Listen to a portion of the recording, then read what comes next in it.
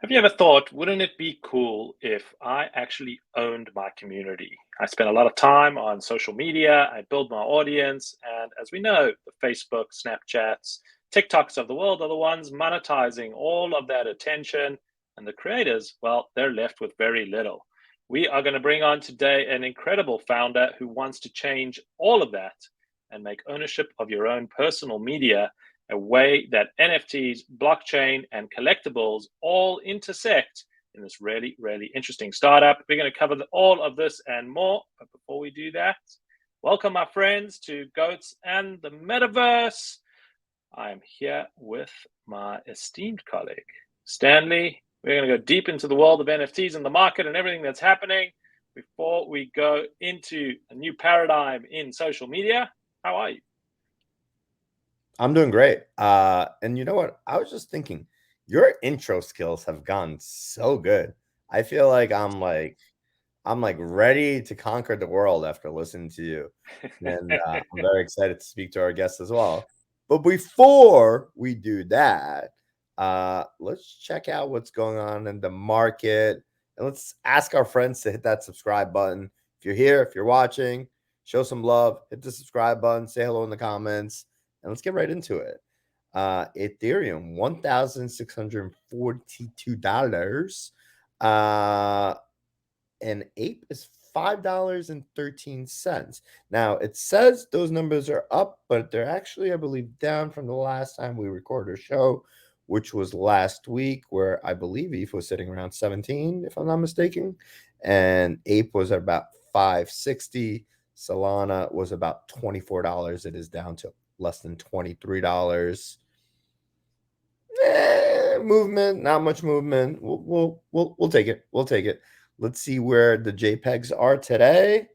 JPEGs green. Last time there was a lot of red. Now there's a lot of green. And the market is weird, right? After this whole blur thing going on with like all this crazy activity and there was all this crazy liquidity, it seems like, is that over now? What's going on, Yasi? Well, it's not over yet. There are Blur rewards that are being issued, so there is some activity that is happening there. What we did see was some major sell pressure on the Bored Ape Yacht Club community, as well as Azuki with Machi, the big buyer of all of the apes that did a single trade for about $10 million, selling a lot of his assets or their assets.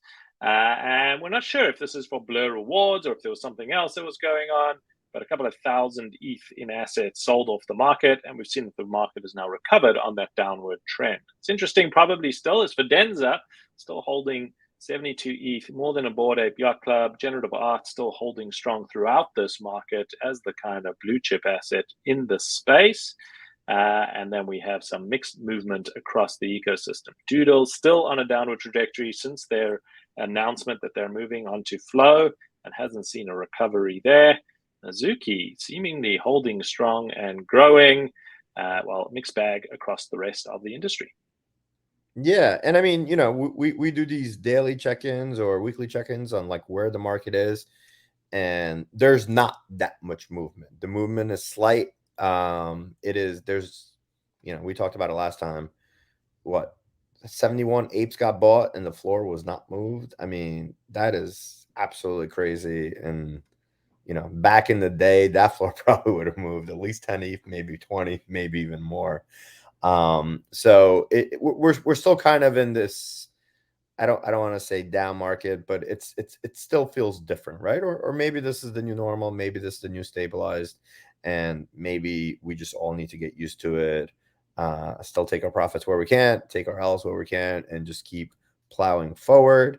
But I'm excited for our next guest and to hear what he is building and see if whatever we learn here today could be applied for the future of Web3. So let's bring him right on without further ado. Yeah, well, Adi Sideman, welcome to the show. We I have like been that. I think that speaking should be a our new. I lot. think we should do that to everybody. We have been speaking a lot about different use cases for NFTs, and what you're building is particularly interested. But before we go into what Revel is, let's have our audience get to know a little bit more about you. Tell us about yourself and how you got into this world of Web3. Thank you, Yossi and Stanley, for having me today. And my name is Adi Sideman.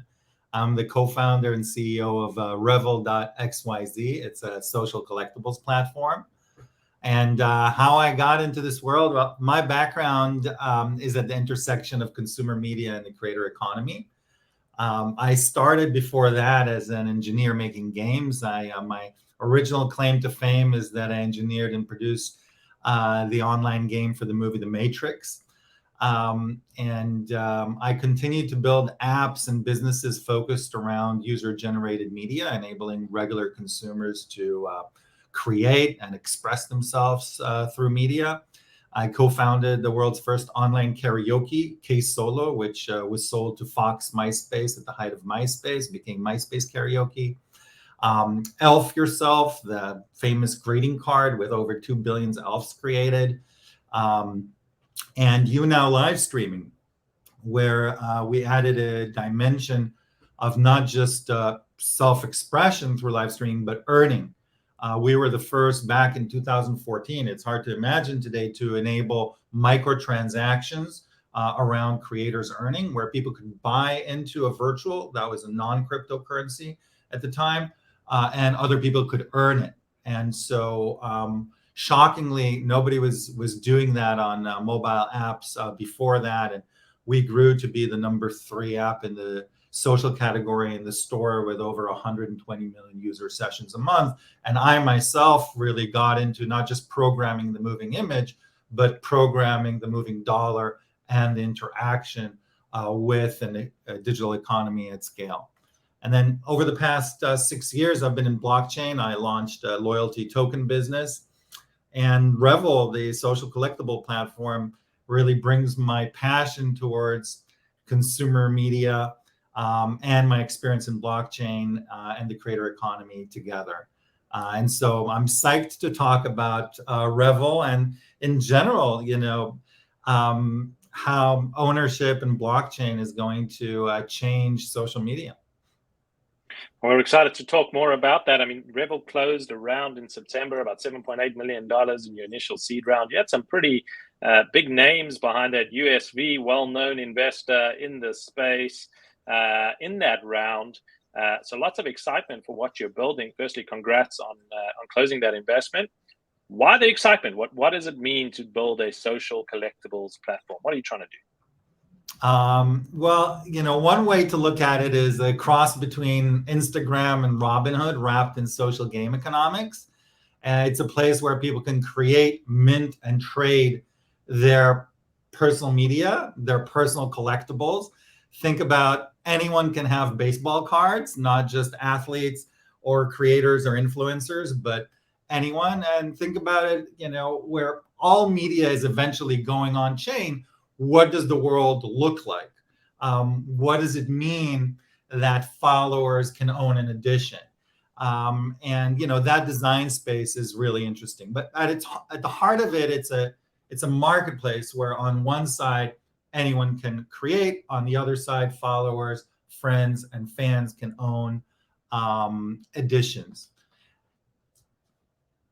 And yeah, if we're thinking about sort of the deeper opportunity here and what's going on, I think we've all seen since the advent of social networks that creators have been catered to. And we like to say that Web3 is really creator friendly, and it's very, very true.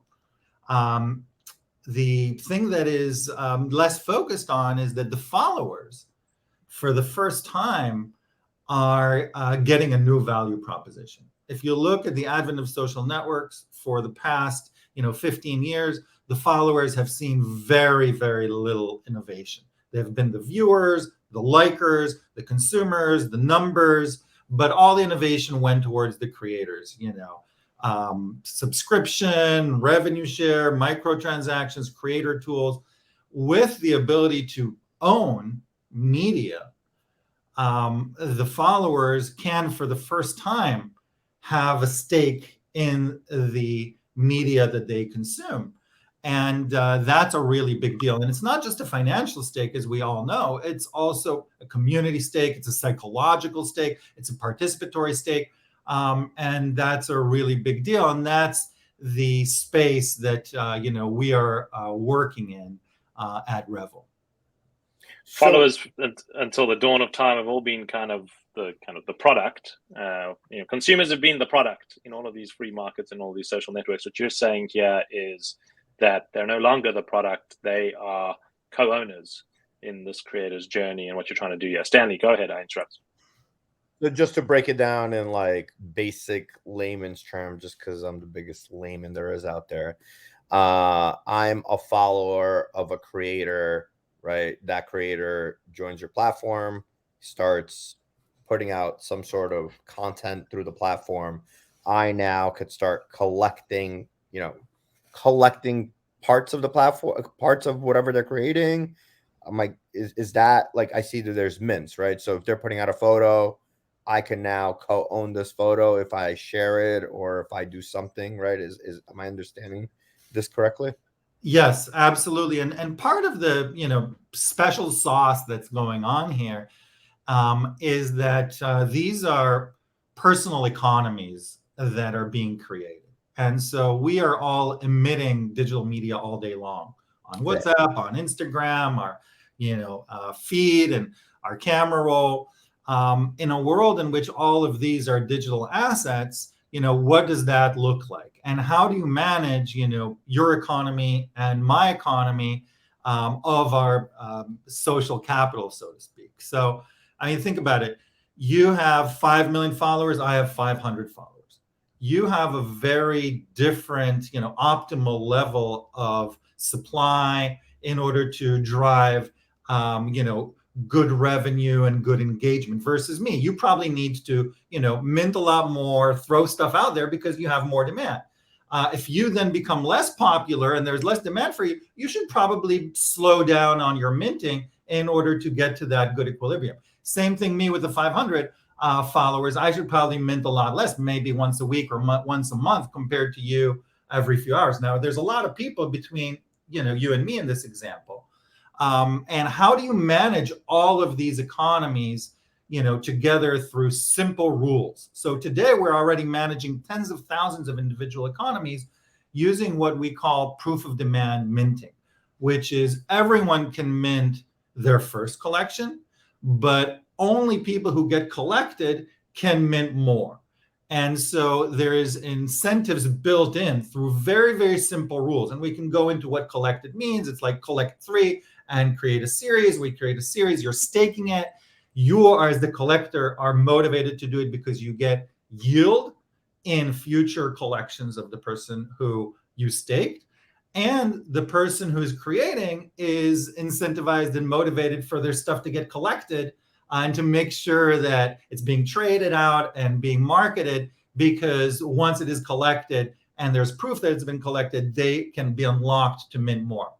And so these game mechanics, this economic design is managing in real time effectively the economies of multiple thousands and millions of people individually at sort of the right optimal level for all of them, without them having to think, how many should I mint? How much should I charge? How many should I keep for myself?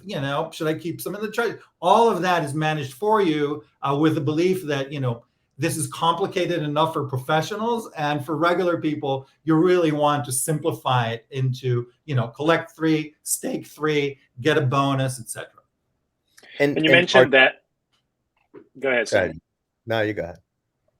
You mentioned that you're trying to incentivize the follower, the collector. What is the incentive, or why, as a collector, should I be collecting the first 3 of a new creator, or the first 300 of the creator? Like, just talk me through a little bit about how the collecting mentality should work for the audience. Yeah, and people collect for different reasons. So some people may be focused on, financial or economic or speculative reasons.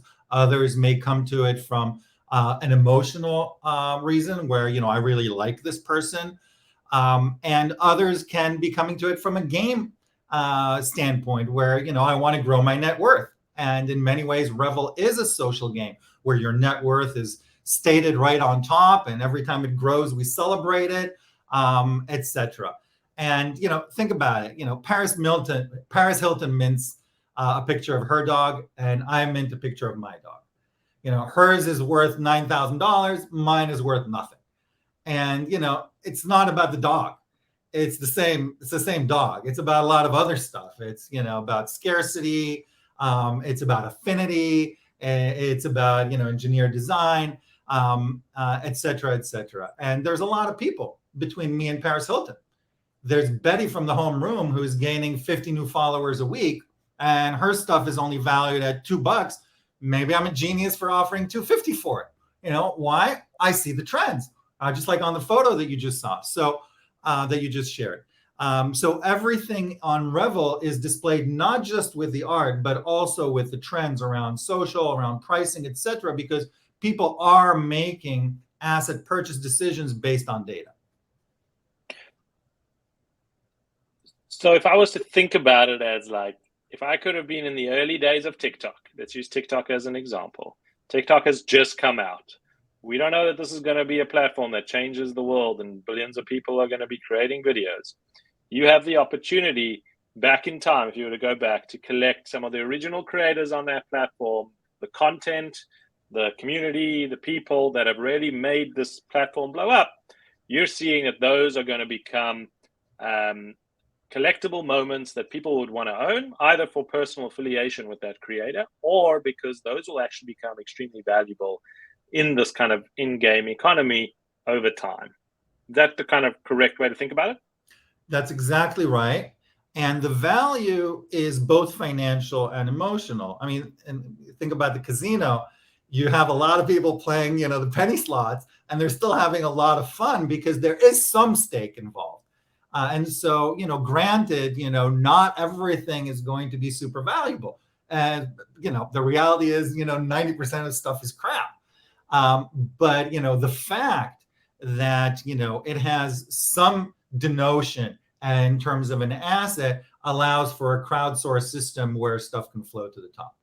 But I don't know how to phrase this, but are you almost is it almost better to go find those diamonds in the rough as opposed to going and investing at scale of somebody that's a bigger brand name and has that collection, because you're hoping that one day, the creator that has 50 or 100 or whatever, a small number, does become that next big thing, or not necessarily. And it really just depends on your strategy and goals. Right. I think it does come down to strategies. And I also think that it's very early in the market, in a sense that, we Web3 people are really attuned to the concept of ownership and value and financial stake. And when we look at, regular Web2 users, this is a new concept for them. Mm-hmm. And so one of the ways that we've approached Revel as a platform is almost as a social game. And in that case, in that sense, Stanley, whether you grow by a few pennies or by hundreds of dollars, you're still making progress in the game. And so that's part of the design consideration. And what's the value proposition, let's say, to, I don't know, I'm going to use a Jake Paul or somebody that is big time, to say, hey, come on our platform, right, and start this? Or is it not necessarily geared towards kind of the big people, or it could be? Is there a value proposition for guys like Jake Paul or some big creators with millions of followers?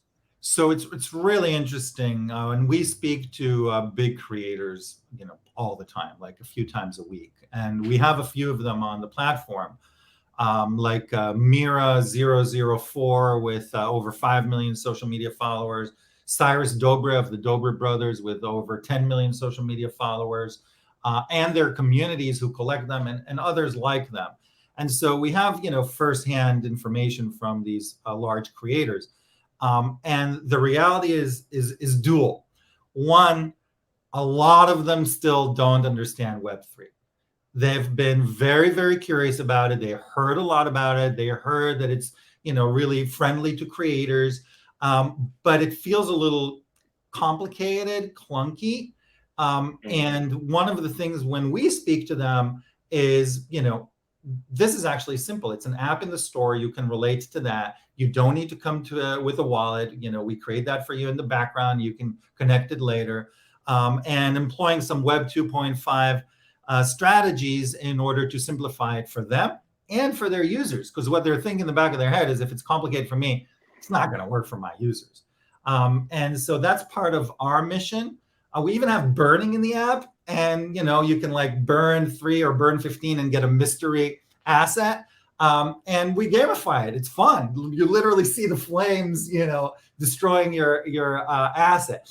And so that's the path that we are on, and we're seeing slowly but surely more and more creators adapting it. And some of these larger creators act as a tentpole and an inspiration to others. And that's kind of a reality. And I got another quick follow-up question. And this is maybe even outside of Revel, but just being somebody that's a builder in Web3, is your mindset that, whatever the time period is, right? 3 years, 5 years, 10 years, whatever it is, every creator is going to be a part of Web3, or maybe or maybe Web3 is going to be a part of every creator's path. Is that something that's going to, do you think we're just all going to be exposed to Web3 one way or another, and whether we know about it or not, just due to the technology, or not necessarily? I do think so. And I think that, what we are seeing is that incumbents like Reddit and Instagram are already spending a lot and devoting large teams to their Web3 initiatives for a reason. Is, they believe that the value proposition there for users exists, and they're choosing to cannibalize themselves, so to speak, and be prepared. Now, is the revolution going to come from them? No. But what they're doing is they're helping educate the masses and hundreds of millions of users about the fact that media is ownable. And so I do think, and then you have, Mark Zuckerberg, who is investing, $9 billion a year into the metaverse and Web3. And so I do think it's a matter of time until this new concept and this new way of interacting and the new value proposition that it brings with it to the followers and the creators. And in that sense, there's like 99 followers for every creator. 99 followers for every creator. These are the people that need to feel the difference, that need to say, okay, there's something new that I can experience, and I couldn't experience it before. And once that's happening, I think that we're going to see a shift and a tilt to more and more services embracing it. You mentioned Instagram and Reddit as they're already iterating and testing. Instagram has launched their platform where creators can sell NFTs directly through it. How do you think of Revel and the kind of social network landscape playing out, and you compete in that space? Like tomorrow, Instagram extends that Web3 focus. Is Revel now no longer relevant, or you think it's never going to? They're not competing on the same game? Yeah, first of all, we really welcome the big guys making moves into the space. I think, like all of us, because it really, helps validate what we've all been working on for years and educate the mass consumer audience. Do we look at Instagram as a threat? Not really, in the sense that their DNA is not in it. They have too much to protect and defend. They're going to do experiments, but they're also going to be like, wait and see what's working and try to acquire that, and just, behave like the big guys usually behave. The other thing is, what we're doing is highly gamified, and with economic design that is very much Web3. And we just don't see the Instagrams and the Reddits going that deep.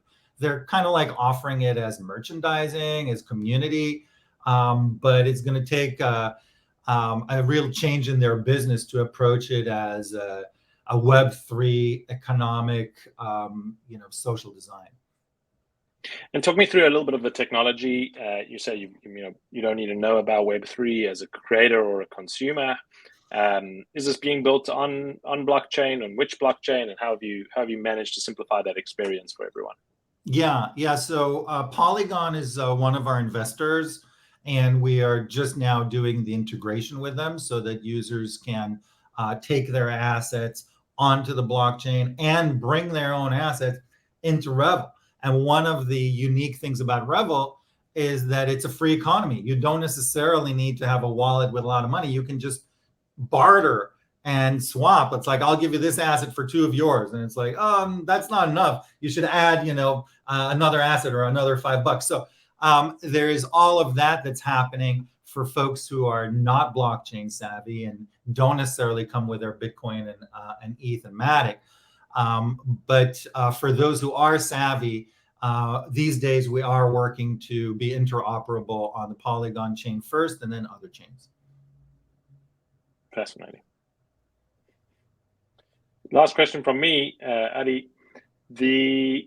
You're building this. What is the kind of, when we have a number of founders who watch the show as well, what's the kind of North Star metric that you're monitoring and thinking about to see that this is taking off and that you're getting the right kind of engagement and activity? What did you look at? We're looking at the number of trades, and today we have tens of thousands of trades each month between users. Not all users are creators. Not all of them are going to mint. Minting is extremely valuable for us, and we want to push people to do that. And with the advent of generative AI, which we've integrated, that is becoming more and more popular and easy to do.